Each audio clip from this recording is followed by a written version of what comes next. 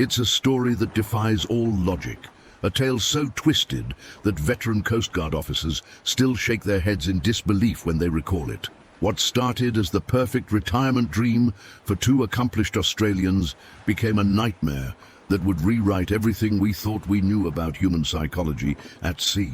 The evidence they left behind, recovered from the depths of the Pacific Ocean 18 months later, revealed a truth so disturbing that maritime authorities initially refused to release it to the public. In this story, we're going to dive deep into the recovered logbook entries, the haunting voice recordings found on their waterlogged emergency beacon, and the chilling final transmission that was picked up by a cargo vessel 3,000 miles away.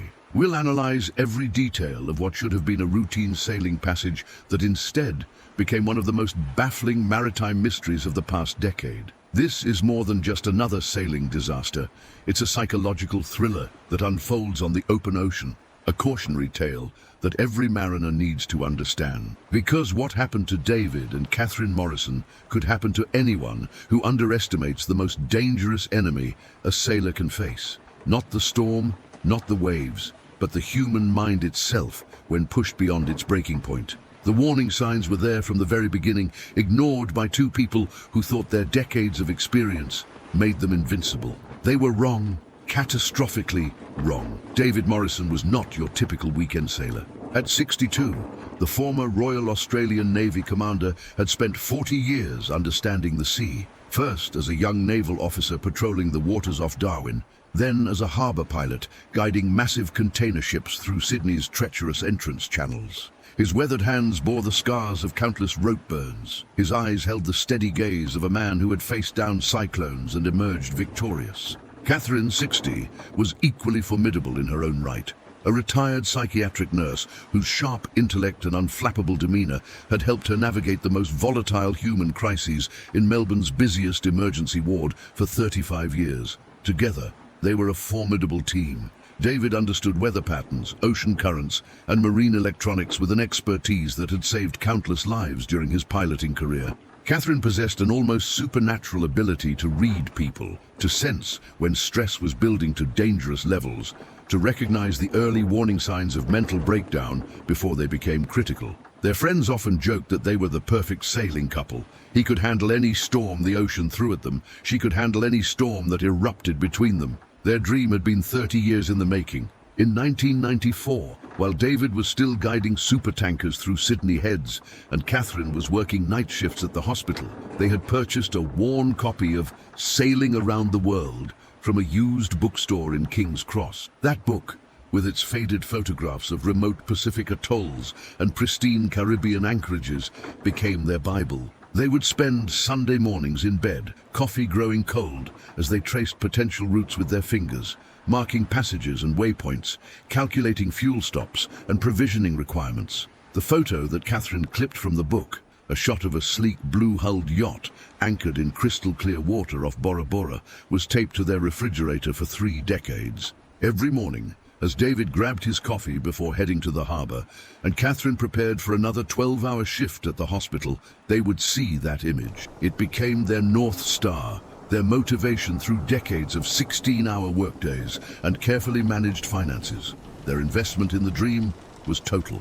David enrolled in advanced navigation courses during his vacation time, studying celestial navigation even though GPS had made it seemingly obsolete. Catherine took wilderness first aid training, learning to suture wounds and treat serious injuries with limited medical supplies. They purchased and devoured every cruising guide ever published, from Jimmy Cornell's World Cruising Routes to the Admiralty pilot books covering every ocean they planned to cross. In 2018, with their retirement finally secured, they found her, a 1987 Hallberg Rassy 42 named Southern Cross. The Swedish-built yacht was renowned for its blue water capabilities, a heavy displacement cruiser designed to handle the worst conditions the ocean could deliver.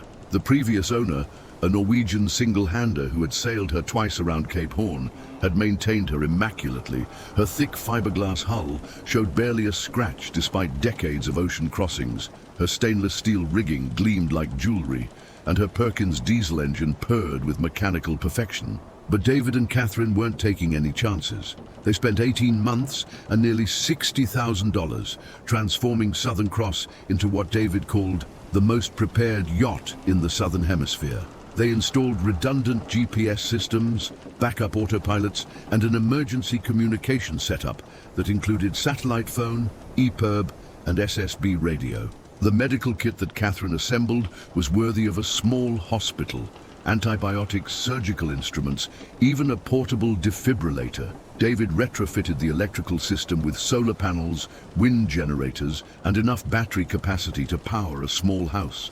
They took advanced sailing courses despite their decades of experience, spending weeks at offshore sailing schools learning storm tactics and emergency procedures they hoped never to use. Catherine even convinced David to attend couples counseling sessions designed specifically for long-distance cruises, learning to recognize and manage the psychological stresses of confined living spaces and shared decision-making under pressure. Their departure from Sydney Harbour in March 2022 was triumphant. 50 boats escorted them past the heads, air horns blaring, flags flying. The Sydney Morning Herald ran a feature story about the Navy commander and his nurse wife living their dream. Catherine's sister organised a champagne send-off at the Royal Sydney Yacht Squadron, where David's former naval colleagues presented them with a specially commissioned ship's bell engraved with their intended route, Sydney to Panama, via the Pacific island chains. The first 6 months exceeded their wildest dreams. Their emails home were filled with joy,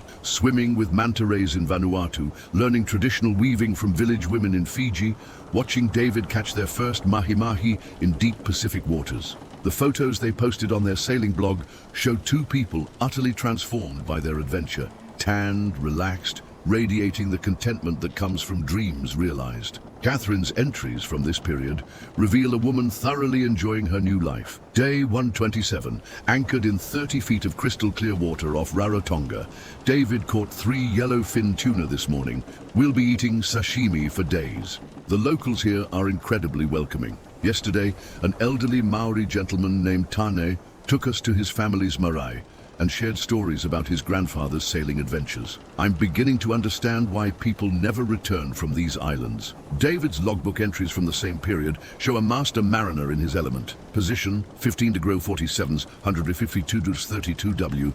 Wind ESE 12 to 15 knots. Barometer 10 to 18 to beat and steady. Perfect sailing conditions for the 5th straight day. Southern Cross is handling beautifully. We're averaging 7.2 knots under full sail. Catherine has become an excellent helmsman. I trust her completely on night watches now. The passage planning is working perfectly. We're exactly where we should be. But there were subtle signs, barely noticeable at first, that something was beginning to shift. In Catherine's email to her sister dated September 15, 2022, she mentioned a strange incident. David had the oddest reaction yesterday. We were approaching a small atoll, uninhabited, not even on most charts, and he insisted we had to stop there. When I suggested we stick to our planned route to Tahiti, he became quite agitated. Said he'd received a message that we needed to investigate the island. When I pressed him about what kind of message, he got defensive and changed the subject. It's probably nothing, but it was so unlike him.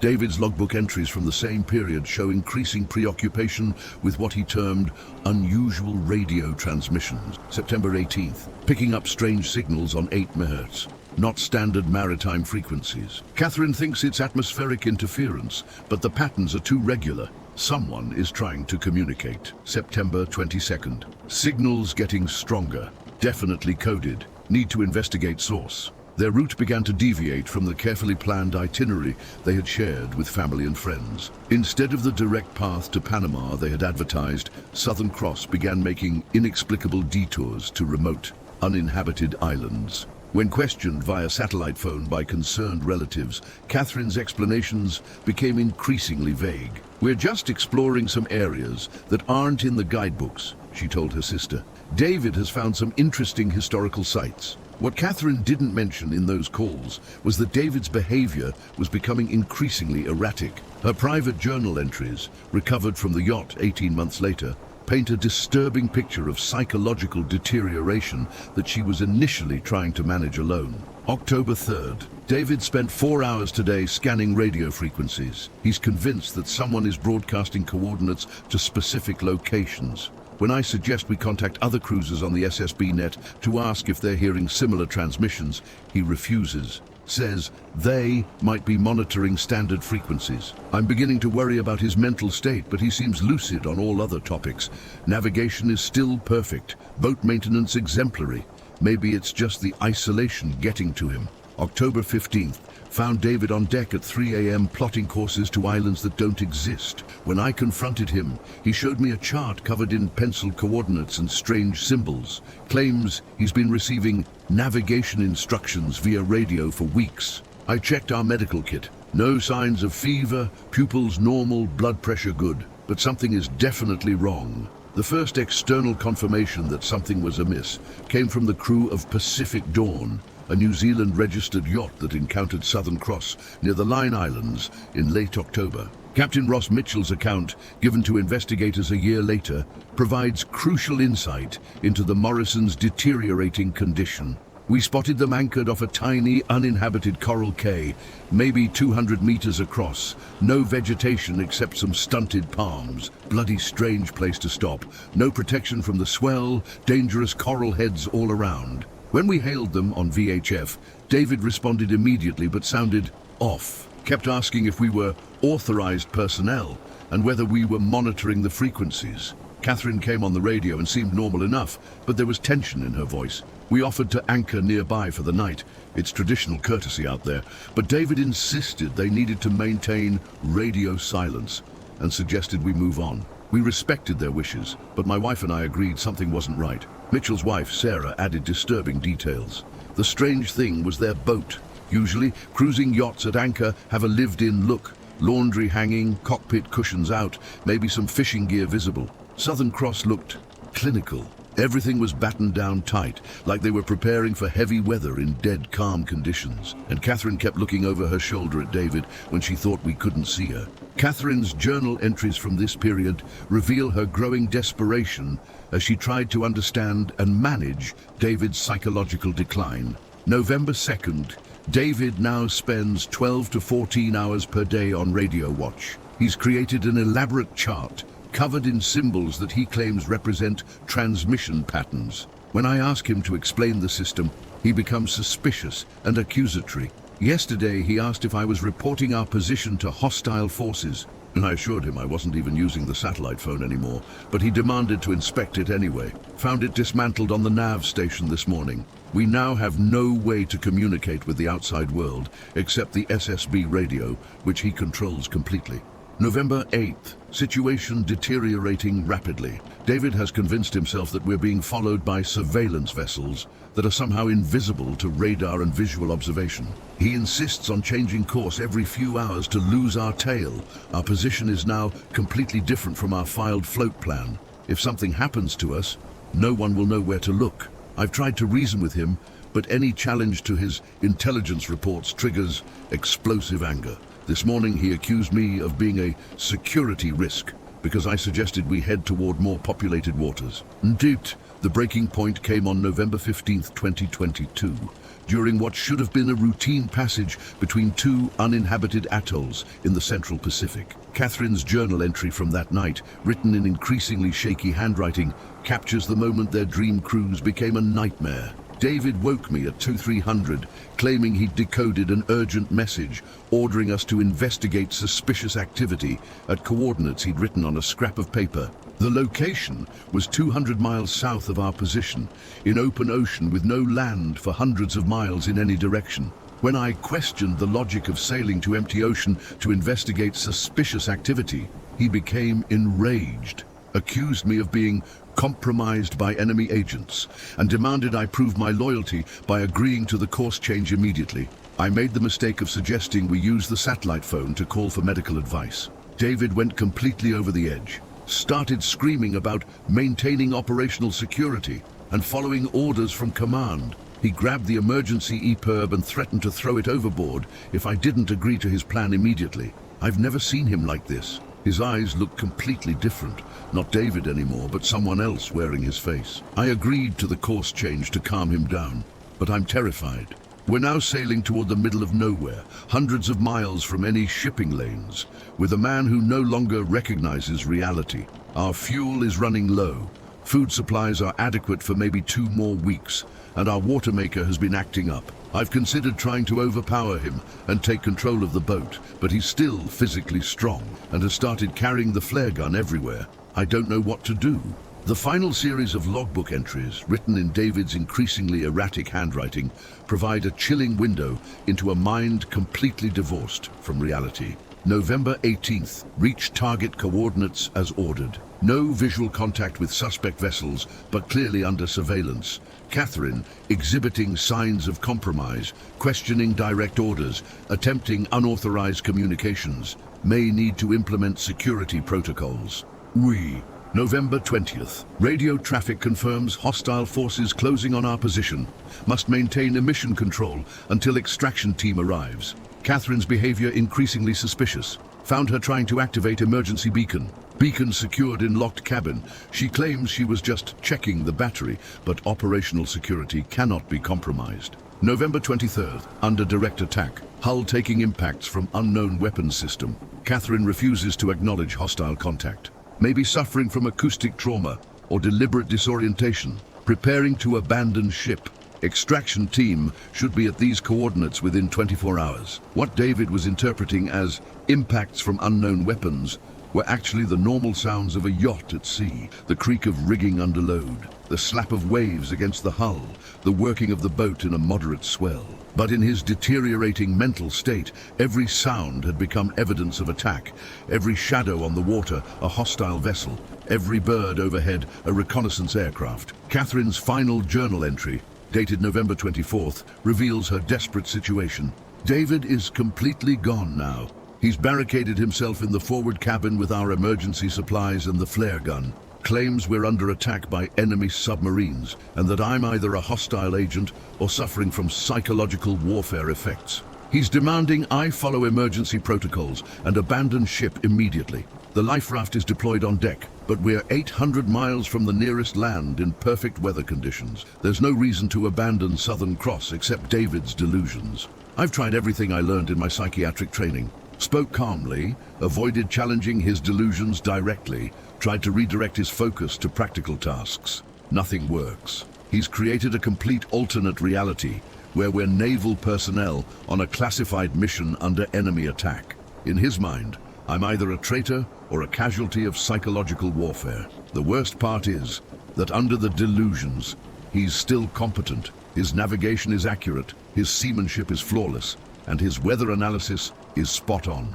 If this was a real emergency, if we actually were under attack, his responses would be appropriate. It's like watching a master mariner pilot a yacht through a battle that exists only in his mind. The final transmission from Southern Cross was received by the container vessel Pacific Navigator on November 25th at 0347 UTC. The ship's radio officer, thinking he was hearing a standard emergency call, initially responded with offers of assistance. The exchange, recorded automatically by the ship's communication system, provides haunting insight into the Morrison's final hours.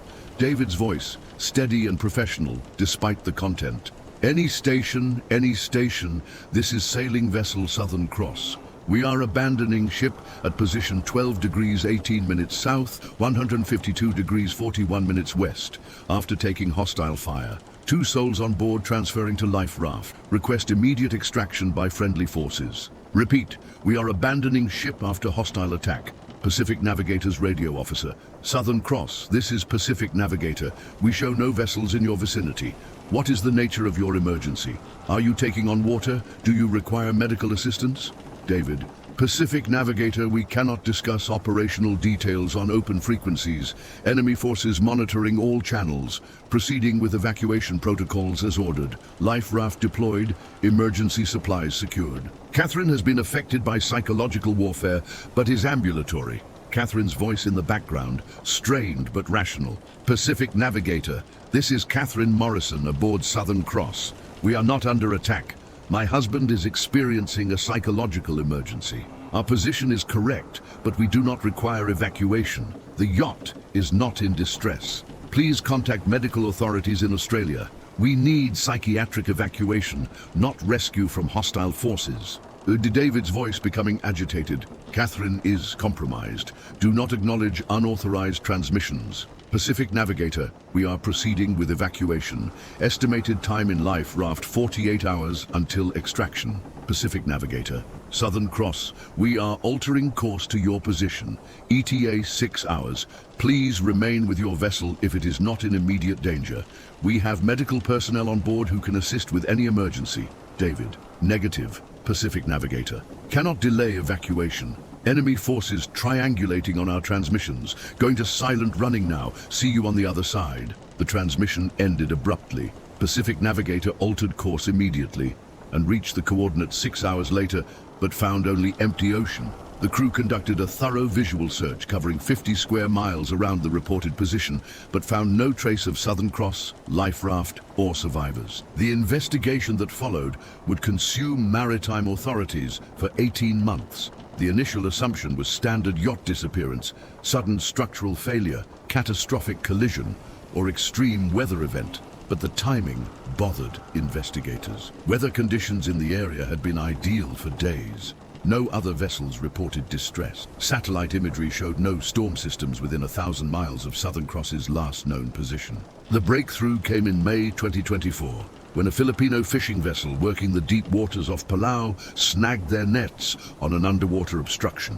When divers investigated, they found Southern Cross in 200 feet of water, her masts broken, but her hull intact. More remarkably, the yacht had apparently been deliberately scuttled, seacocks opened, through hull fittings removed, every compartment flooded systematically. The recovery operation, funded by the Australian government and the Morrisons Insurance Company, raised Southern Cross in sections over 3 weeks. What they found inside told the complete story of a dream cruise that had become a floating nightmare. Catherine's journal, preserved in a waterproof container in her cabin, documented David's gradual psychological breakdown in methodical, clinical detail. Her background as a psychiatric nurse had enabled her to recognize the symptoms of what psychiatrists would later identify as late-onset paranoid schizophrenia, possibly triggered by the isolation and stress of long-distance cruising. David's charts and logbooks revealed the systematic nature of his delusions. He had created an elaborate fictional framework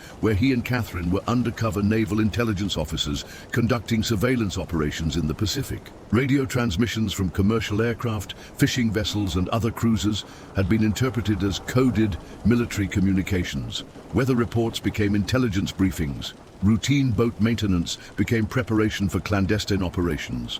Most disturbing was the evidence of how methodically David had sabotaged their safety systems. The satellite phone hadn't malfunctioned. He had deliberately disabled it to maintain operational security. The EPIRB had been reprogrammed to transmit on military frequencies that would ensure no civilian rescue. Even their water maker had been sabotaged to create crisis conditions that would justify abandoning their cover and activating extraction protocols. Dr. Margaret Chen, the forensic psychiatrist who analyzed David's logbooks, explained the psychological mechanism behind the tragedy. Commander Morrison's naval background provided the perfect framework for his delusions. His mind created a scenario where his extensive maritime experience was not just useful, but crucial to national security. The isolation of long-distance cruising, combined with the stress of retirement and the pressure to fulfill a decades-old dream, triggered a psychological break that manifested as paranoid schizophrenia. What makes this case particularly tragic is that Catherine recognized the symptoms early and tried to manage them using her psychiatric training. But she was dealing with a highly intelligent, physically capable individual whose delusions were internally consistent and whose practical skills remained intact. In his mind, her attempts to help him were evidence that she had been compromised by enemy agents. Every rational suggestion she made became proof of her betrayal. The final piece of the puzzle came from the life raft, recovered floating empty 400 miles from where Southern Cross was found. Inside, investigators discovered Catherine's final message, written on the emergency ration packaging with a ballpoint pen. "If anyone finds this, my name is Catherine Morrison. My husband David has suffered a complete psychological breakdown and believes we are under military attack. He has scuttled our yacht Southern Cross and forced us into this life raft in perfect weather conditions. I tried to reason with him until the end, but he is living in a completely alternate reality where I am either a traitor or a casualty of psychological warfare. David is an expert seaman and survivalist. He will probably keep us alive for weeks in this raft using proper procedures. But he will never accept rescue from civilian vessels because he believes they are enemy forces. He is waiting for extraction by military units that will never come because the emergency he believes in does not exist. I should have activated the EPIRB when I first recognized his symptoms, but I thought I could manage the situation using my psychiatric training. I was wrong. By the time I realized how dangerous he had become, he had disabled all our communication equipment and sabotaged the yacht. Please tell my sister that we loved each other until the very end. David's mind is gone, but his heart is still the same. He believes he is protecting me, protecting Australia, protecting the world from threats that exist only in his imagination. In his reality, he is the hero of this story. The Australian Coroner's Court ruled both deaths accidental, caused by misadventure resulting from acute psychiatric emergency at sea. But the maritime community struggled to accept that such an experienced, well-prepared couple could simply vanish because of mental illness. The warning that David and Catherine Morrison ignored wasn't posted on any weather bulletin or navigation chart. It wasn't broadcast on any emergency frequency or published in any sailing guide. It was a warning as old as seafaring itself, that the human mind, under enough stress and isolation, can become more dangerous than any storm. The Pacific Ocean holds thousands of stories of sailors who underestimated wind, waves, and weather. But the Morrison case represents something more disturbing. The recognition that experienced mariners can fall victim to enemies they never prepared for, threats they never saw coming, disasters that begin not with mechanical failure or meteorological catastrophe, but with the simple, terrifying fragility of human psychology under pressure. Catherine Morrison's psychiatric background should have made her the ideal person to recognize and manage a mental health crisis at sea. David Morrison's naval experience should have given him the skills to handle any emergency the ocean could present. Together, they should have been unsinkable. But expertise and experience are no match for the human mind when it decides to rewrite reality. In David's case, decades of professional competence actually made his delusions more dangerous, because his practical skills remained intact while his judgment became completely compromised. He could still navigate accurately, maintain the yacht properly, and execute emergency procedures flawlessly, but all in service of a mission that existed only in his imagination. The tragedy of Southern Cross teaches every long-distance cruiser a sobering lesson. Prepare for equipment failures, study weather patterns, maintain emergency gear, but never forget that the most dangerous component aboard any yacht is the human element. Mental health crises don't announce themselves with alarm bells and flashing lights. They creep in gradually, disguised as eccentricity, explained away as stress, dismissed as temporary adjustment issues. Catherine Morrison tried to be her husband's psychiatric nurse at sea, but found herself trapped in a nightmare where her professional competence became evidence of betrayal, where every attempt to help became proof of enemy infiltration, where love itself was reinterpreted as deception through the lens of paranoid delusion. The warning they ignored wasn't technical or meteorological, it was human. Mental illness doesn't respect experience, training, or preparation. It can transform the most competent mariner into the most dangerous person aboard, turn a dream cruise into a floating prison, and convince a loving husband that his wife of 30 years is an enemy agent who must be stopped at all costs. For sailors planning their own dream cruises, the Morrison case offers crucial insights beyond the obvious need for mental health awareness. First, isolation amplifies every psychological vulnerability. What might be manageable stress in normal circumstances becomes dangerous pathology when combined with the sensory deprivation, social isolation, and decision-making pressure of long-distance cruising. Second, competence can mask catastrophe. David Morrison remained an expert navigator and seaman even as his grip on reality completely disintegrated. His technical skills actually made him more dangerous because they gave credibility to his increasingly irrational decisions. Catherine trusted his seamanship even as she recognized his psychological deterioration, creating a deadly combination of professional competence serving delusional objectives. Third, the most prepared crews can become the most vulnerable. The Morrisons' extensive safety preparations and communication equipment became tools of delusion in David's hands. He used his knowledge of military protocols to justify disabling their emergency beacons, his understanding of radio procedures to rationalize communication blackouts, his seamanship skills to execute the deliberate destruction of their yacht. Preparation without psychological awareness can actually increase danger rather than reduce it. The recovered evidence suggests that Catherine Morrison fought heroically to save both their lives and their sanity until the very end. Her journal entries show a trained psychiatric professional trying every technique in her arsenal to reach a man whose mind had constructed an alternate reality so compelling and comprehensive that contradictory evidence only strengthened his delusions. But the ocean is an unforgiving environment for psychiatric emergencies. On land, David Morrison would have been hospitalized, medicated, and treated by teams of specialists.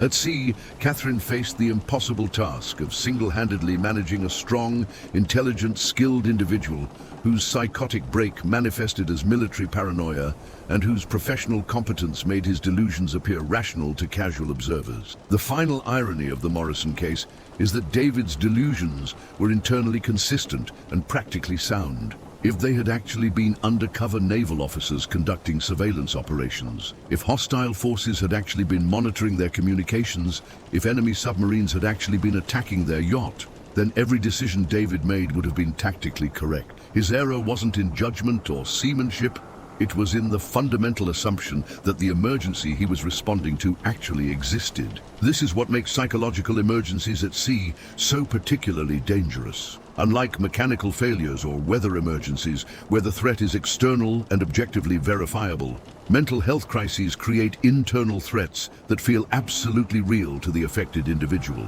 David Morrison wasn't pretending to believe in hostile forces. In his reality, they were more real than his wife's rational objections, more immediate than their actual safety needs, more pressing than any consideration of their long-term survival.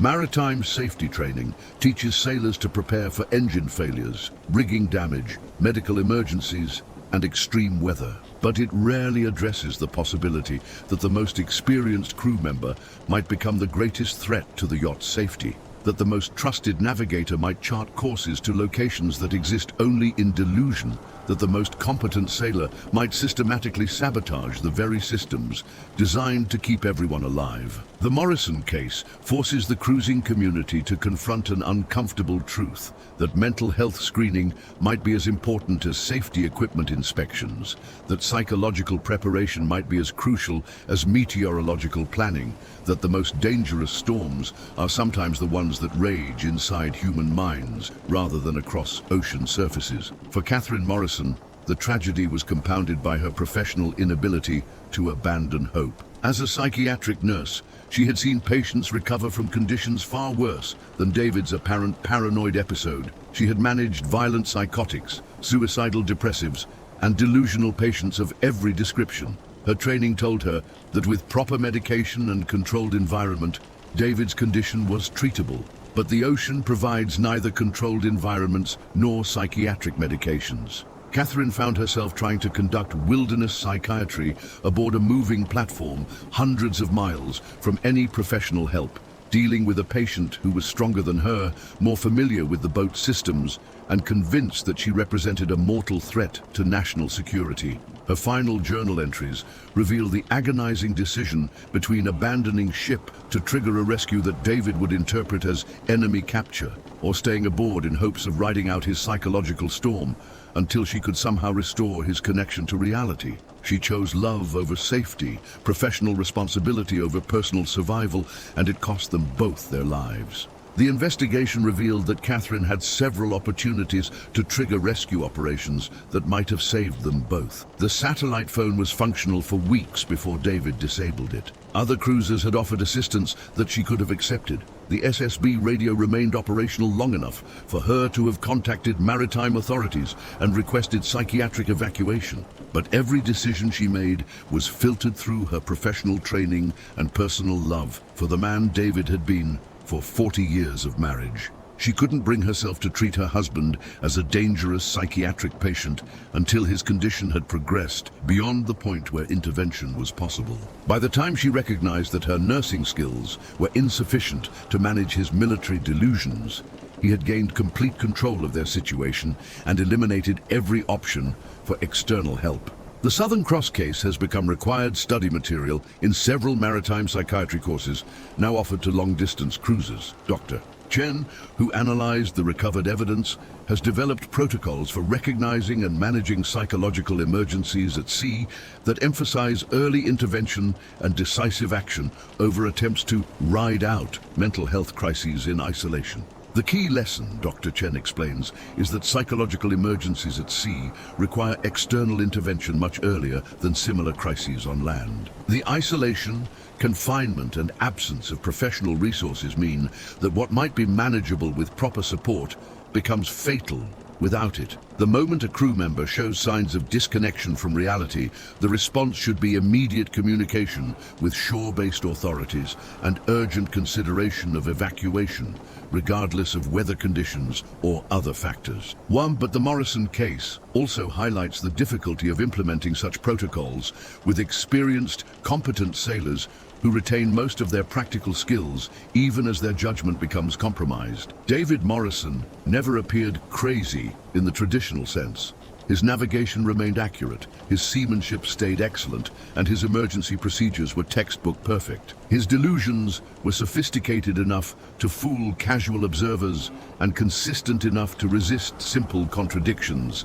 This creates a particularly dangerous situation for family members and crew who recognize the psychological deterioration but find themselves unable to prove it to external authorities or overcome the affected person's continuing technical competence. Catherine Morrison was trapped between her love for David, her professional recognition of his illness, her respect for his sailing expertise, and her isolation from any resources that could have provided alternative solutions. The recovered radio logs show that she came heartbreakingly close to breaking through David's delusions on several occasions. There were moments when his voice softened, when he seemed to recognize her as his wife, rather than as a security threat. When the man she had married for 40 years flickered back to the surface of his consciousness. But each breakthrough was temporary, quickly overwhelmed by the return of his military paranoia and enemy surveillance fears. Catherine's attempts to capitalize on these lucid moments by suggesting they seek help or return to populated areas were interpreted by David as evidence that she was indeed compromised and trying to expose their classified operations to hostile forces. The psychological autopsy conducted on David Morrison's mental state revealed a textbook case of late-onset paranoid schizophrenia triggered by multiple stressors: retirement anxiety, social isolation, decision-making pressure, sleep deprivation, and the sensory monotony of long ocean passages. His naval background provided the thematic framework for his delusions, while his sailing expertise gave him the practical capability to act on his paranoid beliefs with devastating effectiveness. Dr. Robert Hayes, the military psychiatrist who reviewed the case, noted disturbing parallels to combat stress reactions he had observed in veteran naval officers. Commander Morrison's mind essentially created a combat scenario that allowed him to utilize his professional skills and military training in service of his psychological needs. Rather than feeling useless and disconnected in retirement, he became the hero of a classified mission critical to national security. Rather than being a tourist on a pleasure cruise, he became a warrior, protecting his country from invisible enemies. The tragedy is that his expertise made his delusions more dangerous rather than less so. A civilian with similar paranoid beliefs might have been obviously irrational, easily recognized as mentally ill. But Commander Morrison's military background and sailing competence gave his delusions a veneer of professional credibility that made them much harder to challenge or dismiss. This explains why Catherine Morrison struggled so long to accept that her husband had become dangerous. The man giving orders to abandon ship in perfect weather was still the same man who had safely navigated them across the Pacific for 8 months. The person demanding radio silence was still the expert mariner who had managed their complex passage planning flawlessly.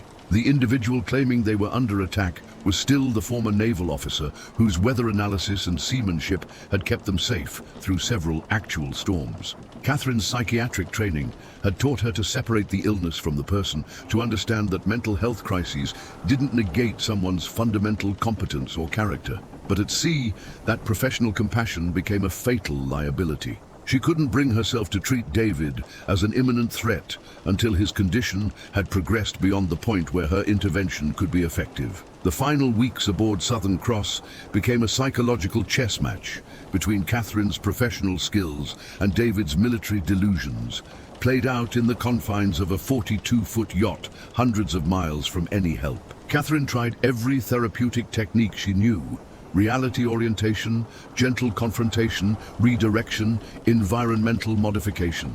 David countered with operational security protocols, intelligence gathering procedures, and tactical assessments that were professionally sound responses to threats that didn't exist. The recovered evidence suggests that Catherine came to understand, in their final days together, that she was facing an enemy more implacable than any storm. A human mind that had rewritten reality so completely that love, logic, and professional intervention were all interpreted as weapons used against it by hostile forces. Her last journal entry, written as David prepared to scuttle Southern Cross, reveals both despair and resignation. "I have lost my husband to an enemy I cannot fight, cannot see, and cannot understand. The David I married would never endanger our lives unnecessarily, would never ignore obvious safety protocols, would never dismiss my concerns so completely. But in his mind, he is still that same protective, competent man. He's just protecting me from different threats than the ones I can see. He believes he's saving me, saving our mission, saving our country. Every action he takes that terrifies me makes perfect sense from his perspective. When he disabled our communications, he was protecting operational security. When he changed our course to empty ocean, he was following classified orders. When he prepared to abandon our perfectly seaworthy yacht, he was executing proper evacuation protocols under enemy fire. I cannot reach him because the illness has made me the enemy. Every word I speak that contradicts his reality becomes evidence of my betrayal. Every rational suggestion I make proves that I have been compromised. My love for him has become, in his mind, elaborate psychological warfare designed to break his resolve and expose our mission. If we survive this, if someone rescues us from his delusions, he will never forgive himself. The David I married is still in there somewhere, trapped behind enemy lines in his own mind, watching helplessly as his illness destroys everything we worked 40 years to build together. That knowledge breaks my heart more than the certainty that we are about to die for no reason except the terrible fragility of human consciousness. The forensic analysis of Southern Cross revealed the methodical precision with which David had sabotaged their yacht. Every seacock had been opened in proper sequence to ensure even flooding. Through-hull fittings had been removed with appropriate tools to prevent damage that might impede the scuttling process. Even the life raft deployment had followed correct emergency procedures, despite the complete absence of any actual emergency. Dr. Chen's final report noted the chilling professionalism of David's actions. Commander Morrison executed the destruction of Southern Cross with the same expertise he had demonstrated in maintaining her for 8 months of successful cruising. His seamanship skills remained intact, even as his judgment became completely compromised. This represents one of the most dangerous aspects of maritime psychological emergencies: technical competence in service of delusional objectives. The life raft was equipped for 30 days of survival, stocked with emergency rations, water, fishing gear, and signaling devices. In David's military mindset, it became a mobile command post from which he could continue conducting surveillance operations while awaiting extraction by friendly forces. He maintained proper watch schedules, rationed supplies according to standard survival protocols, and kept meticulous logs of weather conditions and enemy activity. Catherine's body was never recovered, but evidence from the life raft suggests she survived for at least 2 weeks after abandoning Southern Cross. Her final messages, written on various pieces of packaging and equipment labels, chart her growing despair as David's condition showed no signs of improvement despite their increasingly desperate circumstances. Day 8 in the raft.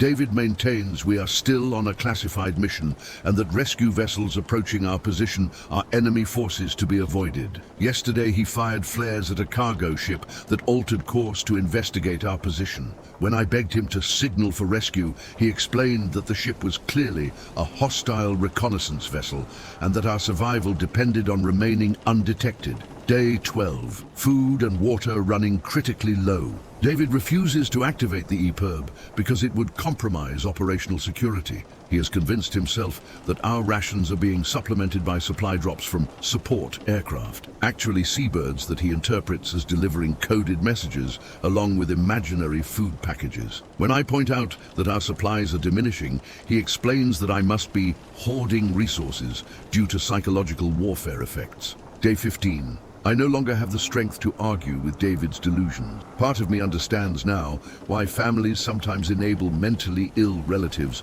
rather than fighting the illness. It takes enormous energy to constantly challenge an alternate reality, especially when the person you love becomes hostile and suspicious with every contradiction. It would be easier to pretend I believe him, to play along with his military mission fantasy, but I cannot bring myself to validate delusions that are killing us both. The final message, barely legible and apparently written with David's blood after the pen ran out, consisted of only a few words. Tell them we loved each other. Tell them this was not his fault. Tell them the real David would never have hurt me. David's body was also never recovered, but maritime authorities believe he survived several days longer than Catherine based on his superior physical condition and wilderness survival training. His final logbook entries, scratched into the life raft's fabric with a fishhook, show his delusions persisting until the very end. Day 18. Catherine has succumbed to psychological warfare effects and ceased responding to direct orders. Medical assessment indicates advanced dehydration and malnutrition, but enemy agents may have administered toxic substances during her sleep, maintaining operational security while providing supportive care within mission parameters. Day 20. Extraction team overdue. Radio silence continues as ordered, Catherine showing no signs of recovery from enemy psychological attacks. If she does not survive, the mission failure will be complete. Cannot allow classified information to fall into hostile hands. Preparing to implement final protocols. The investigation concluded that David Morrison, even in his final extremity, never wavered from his belief that they were military personnel conducting a classified operation under enemy attack. His last act was apparently an attempt to destroy the life raft's classified materials, actually their passports, insurance papers, and personal documents, to prevent them from falling into hostile hands. The Morrison case prompted significant changes in long-distance cruising safety protocols.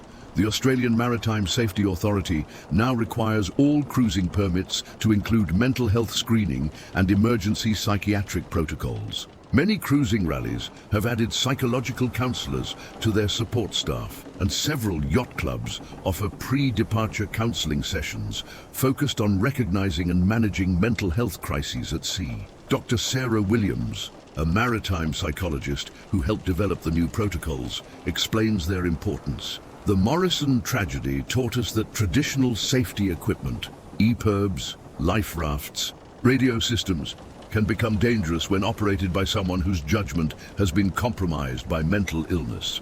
We now emphasize early recognition of psychological symptoms and immediate evacuation rather than attempting to manage psychiatric emergencies at sea. The key insight is that isolation and confinement, which are inevitable aspects of long-distance cruising, can transform manageable mental health issues into life-threatening emergencies. What might be treated successfully with outpatient therapy on land becomes a fatal condition when combined with the stress and isolation of ocean sailing. But the new protocols face resistance from experienced cruisers who worry that psychiatric screening might ground competent sailors for minor mental health issues, or that early evacuation policies might discourage people from reporting psychological problems until they become severe. Captain James Russell, who has completed 3 circumnavigations, represents this perspective. The Morrison case was tragic, but it was also extremely unusual. Thousands of couples cruise successfully every year without experiencing psychological emergencies. If we start treating every bout of stress or depression as a potential psychiatric emergency, we'll end up evacuating half the cruising fleet and discouraging people from pursuing their dreams. Dr. Williams acknowledges these concerns, but maintains that early intervention saves lives. The difficulty with psychological emergencies is that they can escalate rapidly from manageable to fatal, especially in isolated environments. By the time someone recognizes that their crew member has become dangerous, the affected person often controls the boat's communication and safety systems. Early evacuation might seem excessive for mild symptoms, but it's far preferable to the alternative we saw with the Morrisons. The debate continues within the cruising community, but most experienced sailors now acknowledge that the Morrison case revealed a gap in traditional safety planning. Physical preparation, equipment redundancy, and technical training are necessary, but not sufficient for safe long-distance cruising. Psychological preparation, mental health awareness, and psychiatric emergency protocols are equally important for sailors venturing beyond the reach of immediate help. For aspiring cruisers, the Morrison tragedy offers sobering lessons about the hidden dangers of dream fulfillment. David and Catherine Morrison did everything right according to traditional cruising wisdom. They prepared their boat meticulously, gained extensive experience, studied weather and navigation, and equipped themselves with redundant safety systems. They failed to prepare for the one enemy that could turn all their competence against them: the fragility of human psychology under extreme stress. Their story serves as a reminder that the ocean's greatest dangers are not always external. Sometimes the most threatening storms are the ones that develop inside human minds, where the usual tools of seamanship and survival are useless against an enemy that rewrites reality itself. The warning they ignored was not posted on any chart or broadcast on any weather report. It was the simple, terrible possibility that the human brain, under enough pressure, can become more dangerous than any force of nature. The Southern Cross case remains open in the files of multiple maritime authorities, not because investigators expect to recover additional evidence, but because it represents a new category of sailing tragedy that the maritime community is still learning to understand and prevent. It stands as a monument to the limits of preparation, the dangers of isolation, and the terrible irony that expertise and experience, when serving delusional objectives, can become the instruments of their own destruction. David and Catherine Morrison set out to fulfill a dream they had nurtured for 30 years. They ended up proving that some dreams, when they collide with the boundless capacity of the human mind for self-deception, can become nightmares from which there is no awakening. Their tragedy reminds every sailor that the most dangerous voyage is sometimes the one that takes place entirely within the confines of human consciousness, where no amount of preparation can guarantee safe harbor.